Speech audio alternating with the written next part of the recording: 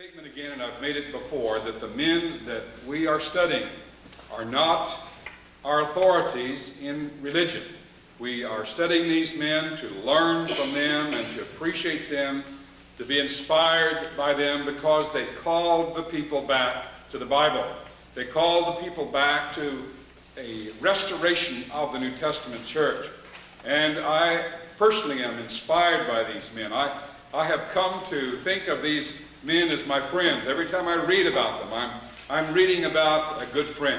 One of the most inspiring, I think, of the restoration leaders, one of the most interesting, is Raccoon John Smith.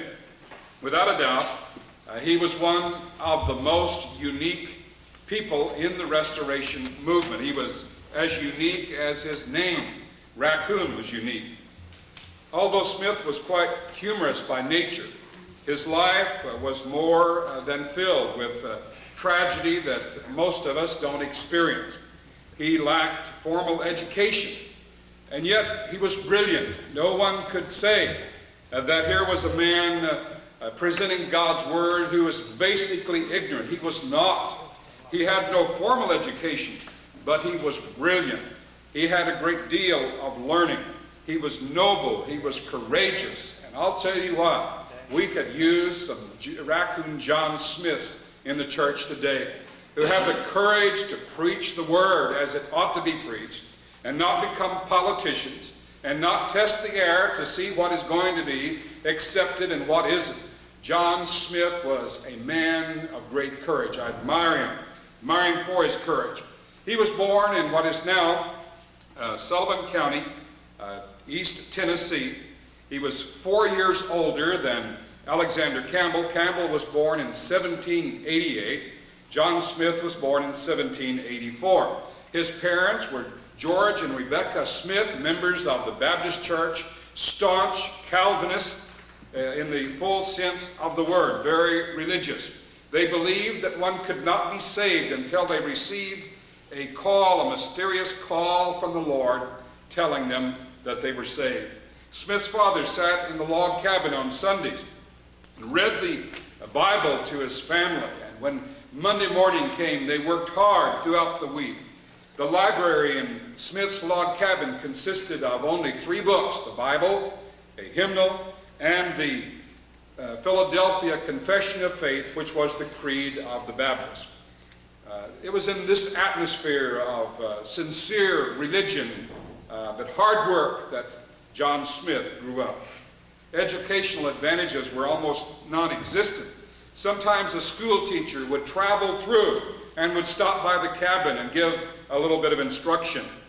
When John was 8 years old, he received a 4 months education and did learn to read. Soon he was asked to be reading the Bible in the Sunday devotionals in the cabin of his parents. A few years later, John was enrolled in a private school for a time. This is one of those traveling teachers who came through and would hold several weeks of school. But this man was a drunk and a fraud. John showed his contempt for the teacher by pouring a shovel full of hot embers into his pocket as he sat in a drunken stupor before his class. That broke the school up. There was no more school from that man. But John received a mild reprimand only from home. In 1795, the Smith family moved from Tennessee over to Kentucky in order to have some land that was reasonably priced. They settled in what's called Stockton's Valley. John was only 11 years old at the time. His young heart was beginning to reach out for God, but Calvinism in its radical form was the only religion that he knew. His father's preacher told John these things. This is a pretty good summary of what Calvinism taught and did to the people. Remember, we went through this with Barton Stone. What a pitiful thing that these people went through, all because John Calvin taught a doctrine that did not originate from the Bible. But here's what John's father's preacher told him.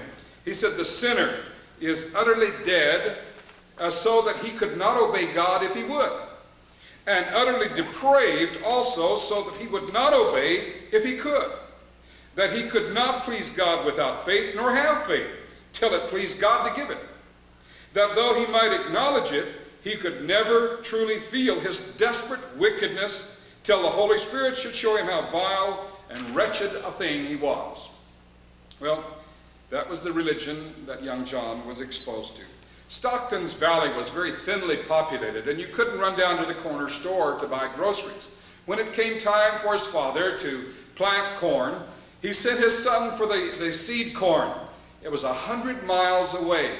John was only 12 years old. He had to travel through wilderness, swim swollen streams, and endure other difficulties, but he got the seed corn and safely arrived back at the father's cabin. John's father died in 1803 when John was 19 years old. At this time, John became very restless about his soul. He knew that he needed to do something, but Calvinism stifled him to his very bones. His favorite place to seek religion was out in the forest, and he would go out and talk to God and cry for salvation. John told his mother about this, and his mother said, "Just wait for the Lord." So there we have the Calvinistic approach. Just wait for the Lord, and he'll show you if you're one of the elect. He waited for his call from God. Some experiences that were presented to the Baptist church for membership were strange indeed, but he waited for anything that would be his call from God, that he was one of the elect, something that he could present to the Baptist church. After an inward struggle that left him very exhausted, he told his friends about that. And they said, well, present that. That may be your call from God. So he presented that to the Baptist church in Stockton's Valley, and they said, yes, indeed, that is your call from God to tell you that you're saved. It was just an inner struggle that left him tired. On December the 26th, 1804, Smith appeared before the Baptist church there, made that simple statement of religious struggle, was accepted, was baptized into the Baptist church the following day by a man named Isaac Denton. Isaac Denton encouraged John to preach. Well, this is fairly early on, but he appreciated that. He was very devoutly religious. He wanted to preach, but he had to receive a call from God to tell him that he was called to preach. I heard a strange statement made by a member of the church very recently that said that elders have a mysterious call to serve, just like preachers have a mysterious call to preach, and you can't explain it. You don't know how this comes about. It's just something that happens. That is absolute nonsense. We are called by the Word. We read the Word. We are called to become Christians through the Word. We are called to preach through the Word. It's nothing mysterious about it. That's strictly a denominational concept. Well, he wanted to preach, but he thought that he had to have this call from God. His friend said, why don't you just make a talk without a call from God and see how things go? And so he did. He prepared and he stood up before the Stockton Valley Baptist Church one evening and he made a talk, at least he was going to, and he got so flustered that he couldn't think of a word to say, and he ran out of the building, tripped in the dark, floundered around there, got up, came back in, and delivered, they say, a pretty good lesson to the group. So that was the beginning of Raccoon John Smith's preaching. He's not called Raccoon as of yet, by the way. Well, he still couldn't be an ordained preacher without being called to the ministry, he thought. So something has to happen. Well, he met and married a girl named Anna Townsend, December the 9th, 1806, when he was 22 years old. He had secured 200 acres of land and had moved his bride into this log cabin with a dirt floor and cracks between the logs so the snow could blow in. And this was their honeymoon cabin, but they soon had the cabin fixed up to be presentable so that neighbors could come in. Smith did not believe, as was the practice among the Baptists, that he could preach until this call came. So he kept looking for a call. One day, he almost stepped on a rattlesnake. The rattlesnake almost bit him. He stepped aside and he wondered, is that the call from God to be a preacher? He didn't know. But a little later, he had an encounter with an ox that was very mean. And the ox, it looked for a while, was going to kill him. And he said to himself, if I get out of this, then surely I want to give my life to preaching. He determined that that was his call from God, to be a preacher. You know, we smile at those things, but these people were so steeped in this Calvinism that they were ignorant of the Bible, and they were miserable because of Calvinism.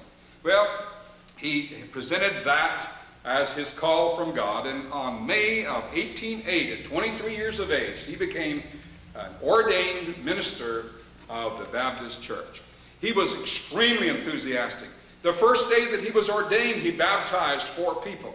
His enthusiasm abounded, and he preached in groves and cabins, meeting houses, wherever he could preach. John Smith preached. His voice was deep and rich, and he had a delivery that was very distinct.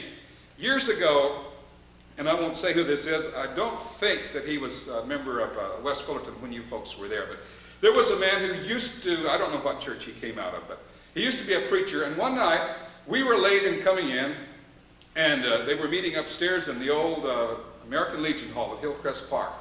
And Janice and I, for some reason, were late, and as we hit the bottom of those stairs, we heard a Baptist preacher up there. I mean, it was the old chanting type, and it was just, I'll tell you what, it couldn't have been any more like what we're talking about here, but it was this kind of a chanting, a chant-like tone, a very solemn, and it wasn't. It was just a man who had kind of picked up that tone some years before, but I know exactly what the writers are talking about here when they said that the way that they preached it, and the way that John preached, was this chant-like tone. But he had a rich voice. They say that he could be heard 2 miles away when he was preaching. So nobody was going to go to sleep of John Smith.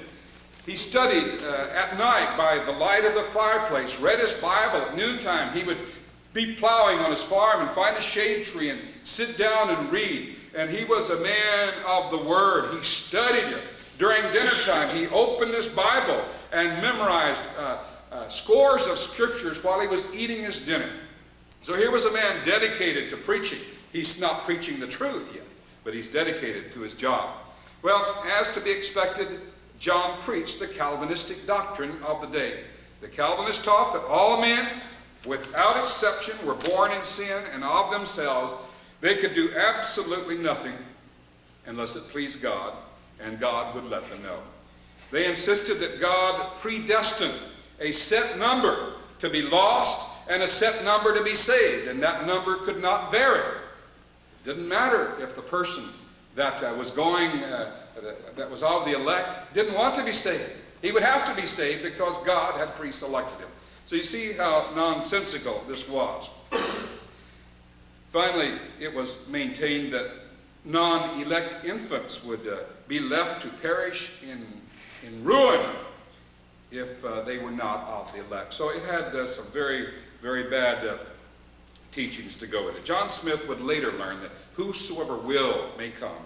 He would later learn that God is no respecter of persons. He would later learn that loving obedience to the gospel of Christ results in salvation. He would later learn that a faith has an obedience, a response that brings the grace of God to him. He would later learn that salvation was available to all.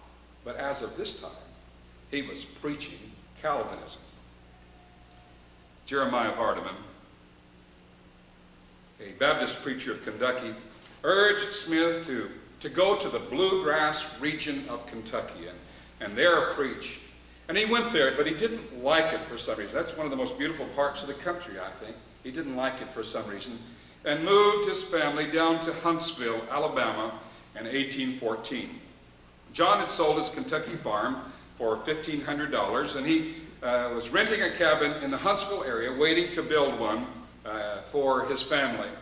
But John was off preaching. He was always off preaching.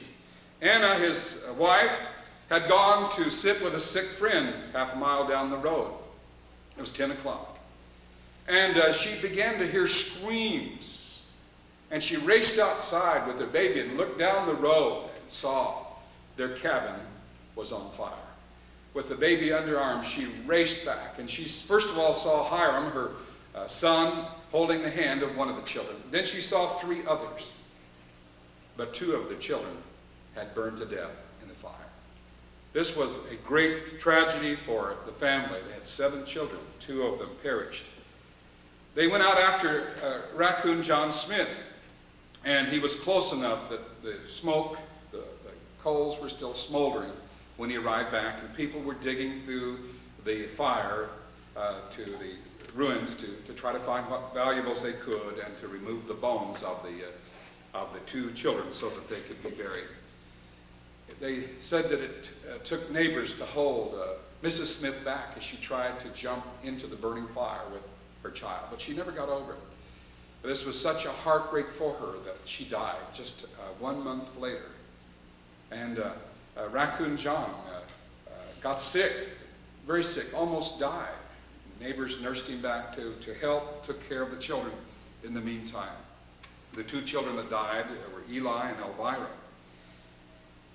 The weeping mother refused to be comforted.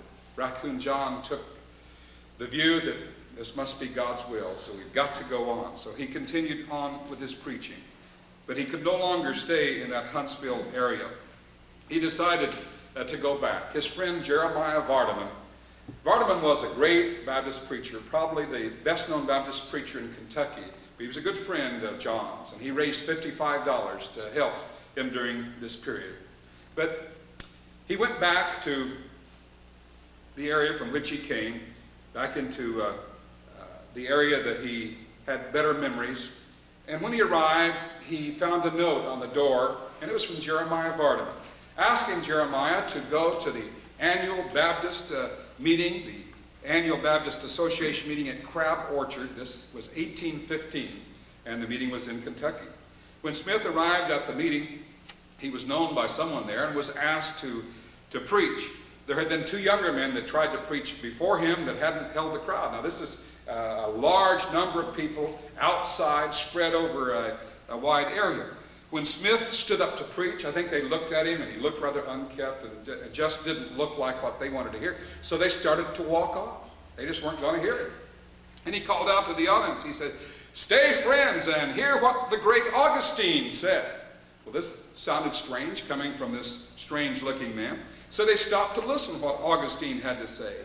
He said, "Augustine wished to see three things before he died: Rome in its glory and purity, Paul on Mars Hill, and Jesus Christ in the flesh." Some still continued to walk. Some stayed. So he called out again, "Will you not stay and hear what the great Cato said?" Many returned and took their seats. Cato repented of three things. Before his death, he repented that, first of all, that he had ever spent an idle day. Secondly, that he had ever taken an ocean voyage when he could have taken a voyage on land. And thirdly, that he'd ever told the secrets of his bosom to a woman. Well, the people were, out of curiosity, just had to stay and see what this man had to say next. But the people, some of them, still were walking away, looking back, scratching their heads. He said, "Come, friends, and see what the great Thales think the gods for." Now they just had to stop. They sat down. Thales thanked the gods for three things. First of all, that he was endowed with reason and was not a brute. Secondly, that he was a Greek and not a barbarian. And thirdly, that he was born a man and not a woman. So he sat and listened. Now that he had their attention, he said, "And now, friends, I know that you are ready to ask, and what do you, sir, have to say for yourself?" He said, "I am John Smith from Stockton's Valley. In more recent years, I have lived in Wayne County among the rocks and the hills of the Cumberland. Down there, saltpeter abounds, and raccoons make their homes. On the wild frontier, we never had good schools, not many books. Consequently, I stand before you as a man without an education." One of the listeners left the audience and raced down and told a Baptist preacher, his name is Jacob Creeth. He was one of the important men later on the Restoration. Jacob Creeth Sr.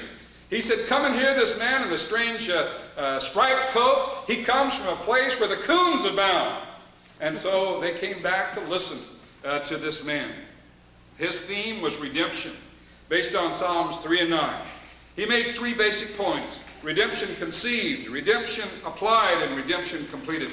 And the people kept crowding closer to him. Some climbed trees to get a better look at John Smith as he preached in that great voice of his with that manner that he had.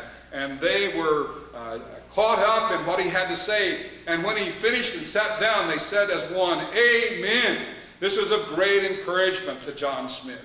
So encouraging to him that he decided to go greater into the work of preaching.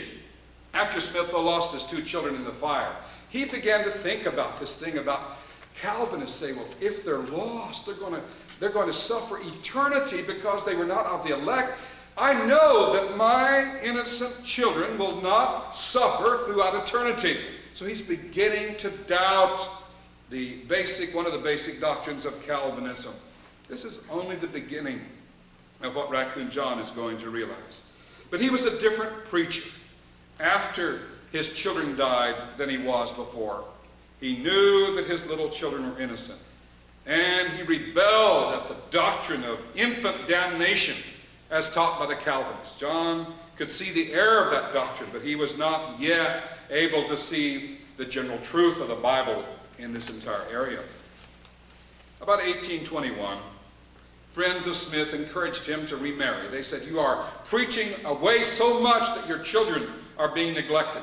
So it seems kind of strange courtship for us, but he knew a Christian woman named Nancy, or a good woman, I should say, named Nancy.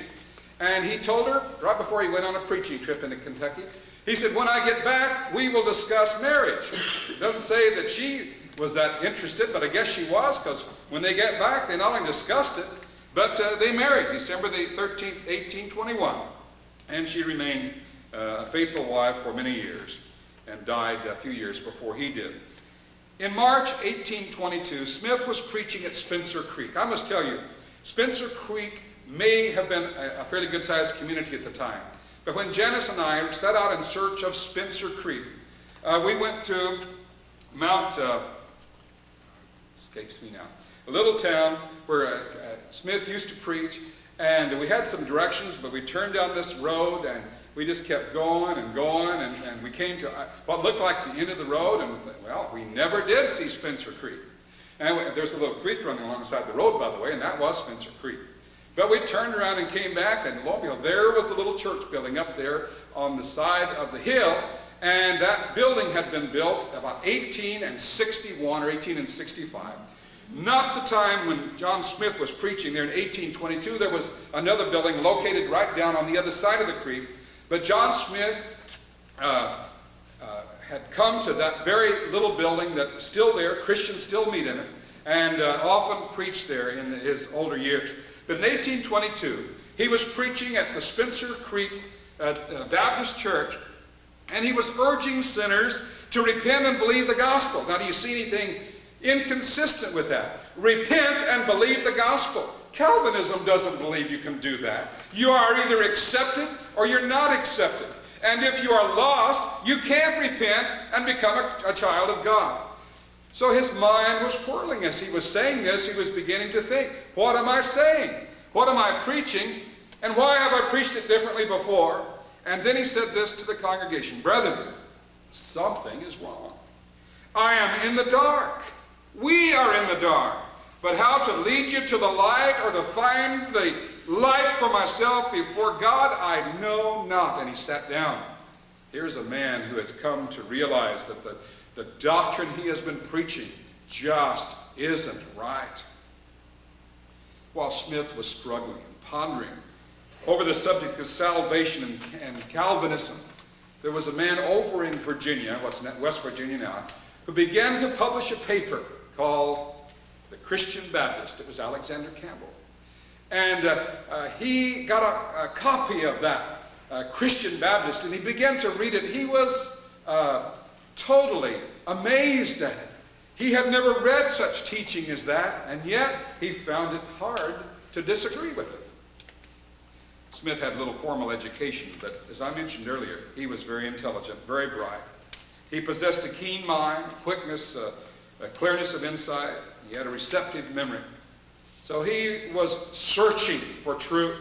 And he would read the Christian Baptist and compare it to the Bible. And he began to see that Campbell was making some very valid points that were totally different than he had been preaching.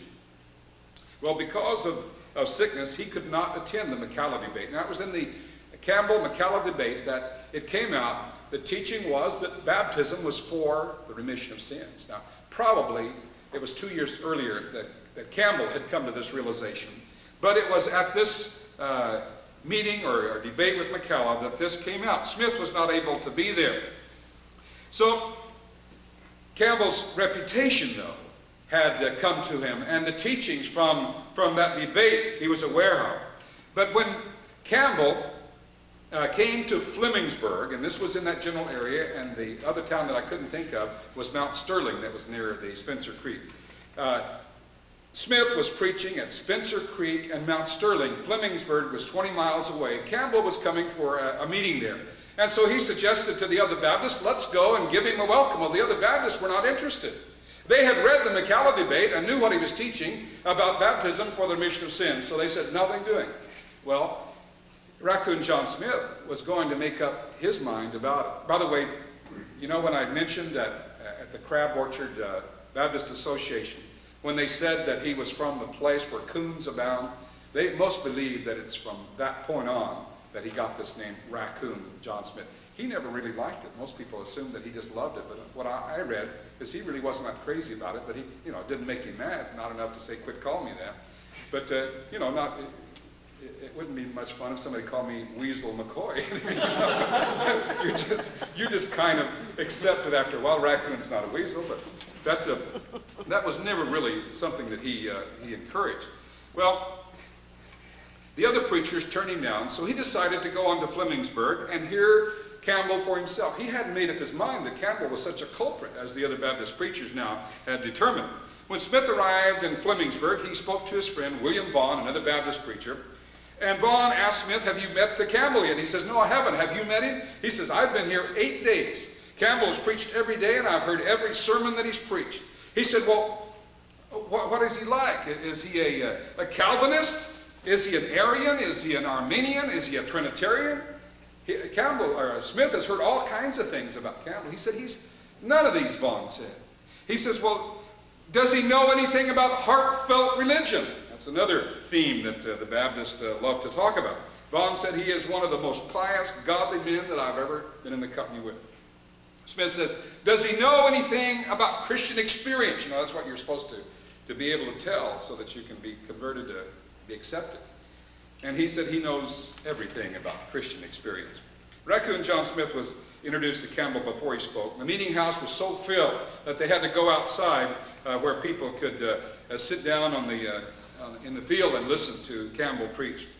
At the proper time, Campbell arose and he preached on the allegory of Sarah and Hagar in the 4th chapter, from the 4th chapter of Galatians. And when Campbell finished preaching, Raccoon John Smith was just plain irritated. He said, Brother Billy, he said, it just isn't right that I have ridden on horseback for 20 miles to hear a man preach, and he preaches for 30 minutes. It just isn't right. Billy Vaughn says, it must, look at your watch, it has to be longer than that. And he looked at his watch, and Campbell had not preached for 30 minutes. He had preached for 2 hours and 30 minutes. And you can just see Raccoon John Smith scratching in his head. He says, never have I been so deceived. 2 hours are missing from my life. And I don't know how it happened, and I was awake all the time. Later on, Smith said that Campbell's sermon on that day gave him more understanding of Galatians than all the sermons that he'd ever heard preached before that time. After the meeting at Flemingsburg, Raccoon John Smith escorted Campbell back to Mount Sterling where he preached. And wherever he went, he listened to Campbell preached and talked to him at great length. And you can see the Calvinism in him crumbling the more he learns about the truth. Campbell was asked by Smith on one of those rides, he says, would you relate your religious experience? He says, certainly I'll relate my religious experience, Campbell said. I read the scriptures. I believed what I read. I repented of my sins, and I was immersed for the remission of sins. That's my religious experience. Brethren, that's the message that we're declaring today. That is our religious experience, not some mysterious, small voice in the night calling and telling us something. That is our religious experience. That was his. Well, Smith learned from Campbell to put his trust in the Word of God and not in the feelings. For several days, Smith accompanied Campbell, learned more and more. Still, he was studying on his own from the Bible. He would read the Christian Baptist and compare it with the Bible and make sure that what was being taught was the truth. He was sure that there was something wrong with what he was preaching, but he was not yet convinced that Campbell was all right. Gradually, he became convinced that human creeds were wrong. And by 1825, he was asking the churches for which he preached to reject Calvinism, that portion that he had come to exclude, and to reject the creeds that were created by men. He began to see that Calvinism was the great evil of the Kentucky Baptists. In taking such positions, Smith turned Baptist preachers against him. And he was headed for trouble. Even his own mother, who he loved so much, he had to turn his back on her. And she pleaded with him not to do this. But he was more and more determined the more he learned to teach and to preach only the truth. Smith could not preach a thing that he conscientiously believed to be wrong. He could not refrain from exposing an error that he knew to be wrong. He came to the conclusion that it was his duty to throw off the shackles of Calvinism. In October of 1825, Jacob Coons came forward at the conclusion of one of Smith's sermons. And Coons says, "I don't have an experience to relate." The name Baptist is still on the building.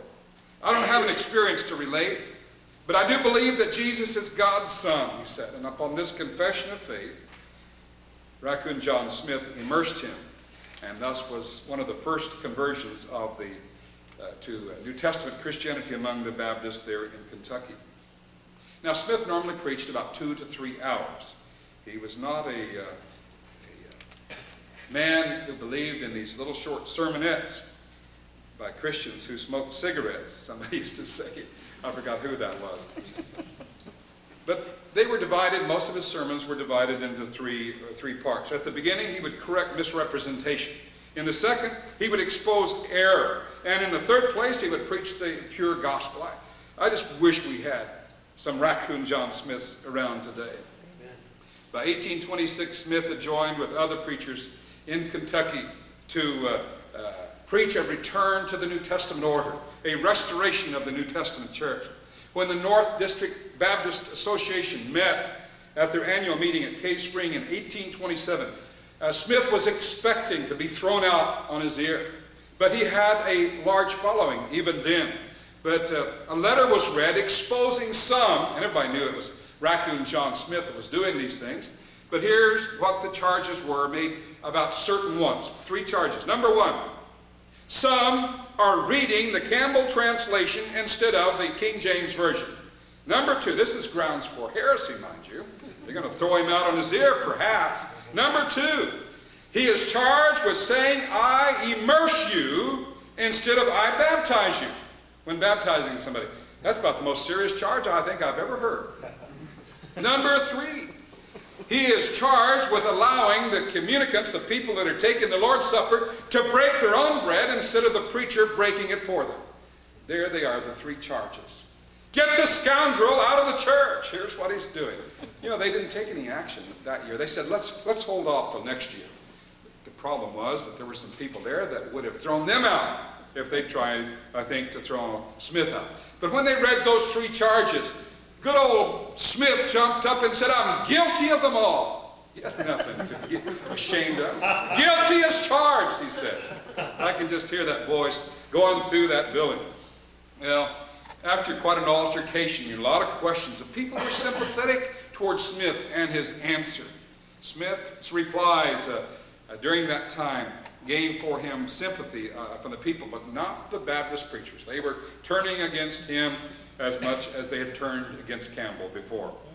Smith left the Baptist to preach the pure gospel without the creeds of men, and he joined other such men as Jacob Crease Sr., his nephew, Jacob Crease Jr. You thought it was his son, didn't you? It was his nephew, Jacob Crease Jr., and John T. Johnson, and many other Baptists left. to preach the pure gospel. Together, these men planted the seed of the kingdom over the state of Kentucky. They saw hundreds immersed and witnessed the establishment of congregations of the Church of Christ throughout the area. Raccoon was a successful evangelist, as illustrated by a letter that he wrote to Nancy. He said, I have baptized, this is in this short period of time, I baptized 300 and have capsized 1,500 Baptists, he says. Once he stopped by the gate, and Nancy came out to meet him. He says, Nancy, I've been immersing all week long. Here are some dirty clothes. Could you take these to the house and wash them? But in the meantime, bring me back some clean ones, because I've got to be on my way. And Nancy was quite a woman. She stayed home and did the farming, took care of the kids, and did his washing. But she said to him, John, don't you think it's time that you've got somebody else to do your washing for you? I've been doing this a long time. He says, nope, I'm very happy with the job that you're doing. And he was all preaching the gospel. Now, we men can appreciate that. Now, the women might say, why did she stand for it? I think she knew what she was getting into when she married John, the preacher. Well, the success of John Smith's ministry can be seen in the following. I'll give you some statistics that I think are pretty amazing. The Baptist churches and associations in the region where the reformers that were active were virtually swamped with new converts to Christianity, those who wanted to get rid of creeds and go to the ancient gospel. The three churches that Smith associated himself with, Mount Sterling, Spencer Creek, and Grassy Creek, reported 302 baptisms in the years 1827 to 1828, and almost all of these were for those who wanted to be restored to the New Testament church. 24 churches of the association reported 900 baptisms. Smith did most of these. Besides, he had organized 5 new congregations of the church that was patterned after the church of the New Testament. He organized 5 new congregations on the Bible alone and that joined with him and the others in preaching a return to New Testament Christianity. No wonder the Orthodox Baptists got panicky, and they filed charges against him, but nothing really was done. But the Baptist church removed fellowship from him. He removed himself from the Baptists. But it was in those last years that wonderful things were happening. 1827 to 1828, the Christian Baptists reported that Jeremiah Vardaman of Kentucky, who now has come over to the Restoration, baptized 550 persons in 6 months' time. The Christian Baptists reported that Raccoon John Smith had baptized 300 in a period of just 2.5 months. From 1827 to 1829, Raccoon John Smith is reported to have baptized himself 1,400 people. Most of those came out of the Baptist church.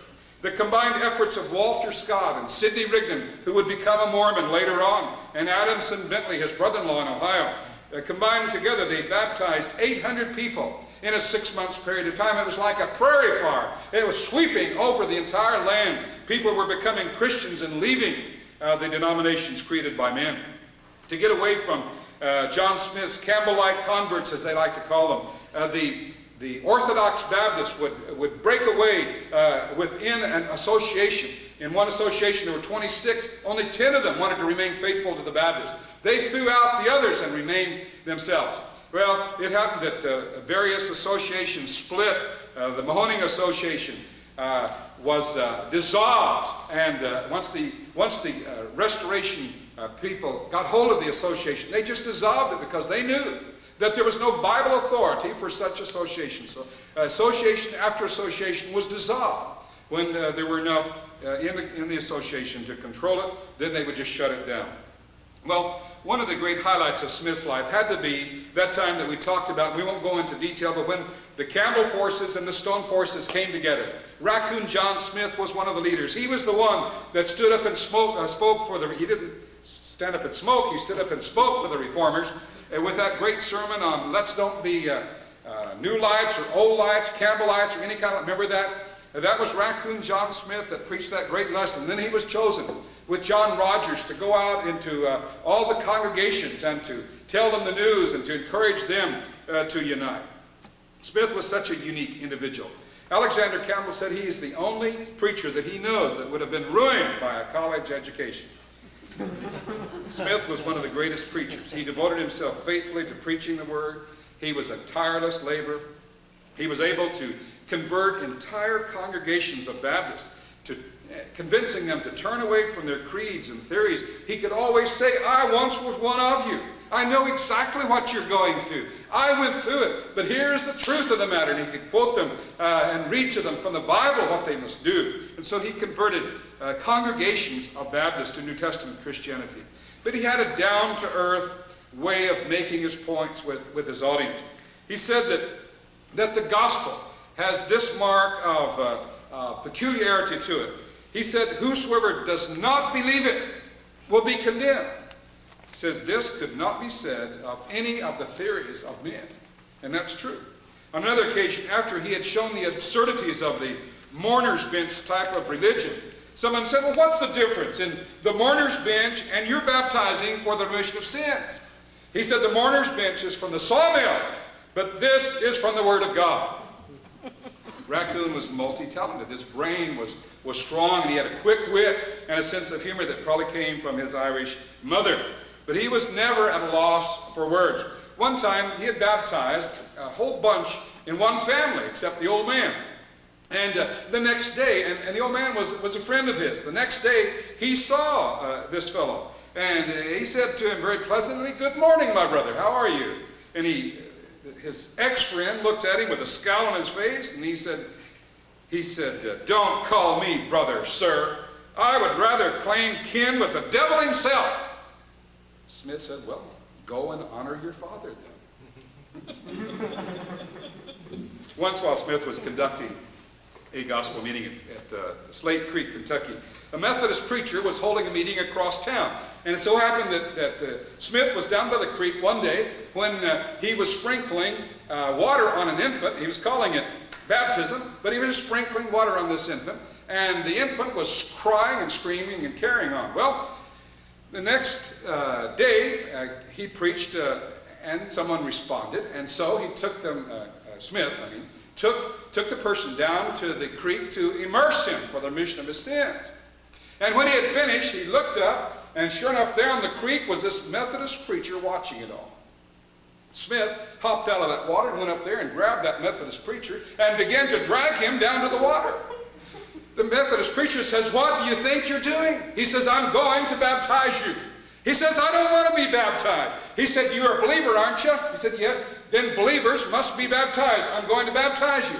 The Methodist preacher says, but it won't do any good if I don't want to. And he let him go. And then he turned to the audience and he said, now if this man ever again tries to baptize a baby without that baby's consent, then don't let him do it. He told the Methodist preacher, he said, you say that, but I saw you baptizing an infant that was screaming for all he was worth. He was not interested. He was not giving consent. He was not in favor. Well, he made his point very well, but he had a very homespun way of making his points. In 1861, at age 71, Nancy, his beloved wife, passed away. In 1867, Smith was in Missouri and went to a debate. He was 84 years old. It was a cold night. He caught a cold, and he never really recovered. He knew that he was dying, and he called his family together. And he said some things to them in his final hours. One of the things that he said to them, he said, one of the regrets that I have, and he's talking to his daughters, he said, one of the regrets that I have is that your husbands are not Christians. I don't know if they ever did become Christians. That it certainly would have made an impression on him.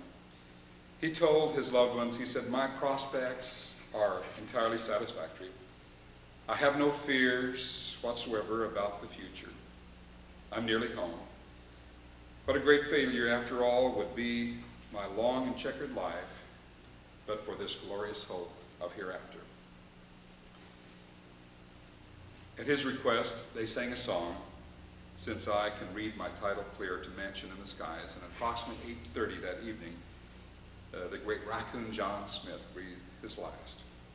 His body was sent to Lexington, Kentucky from Missouri, and he's buried there beside Nancy in Visitors can go to the old graveyard there in Lexington and see the stone monument.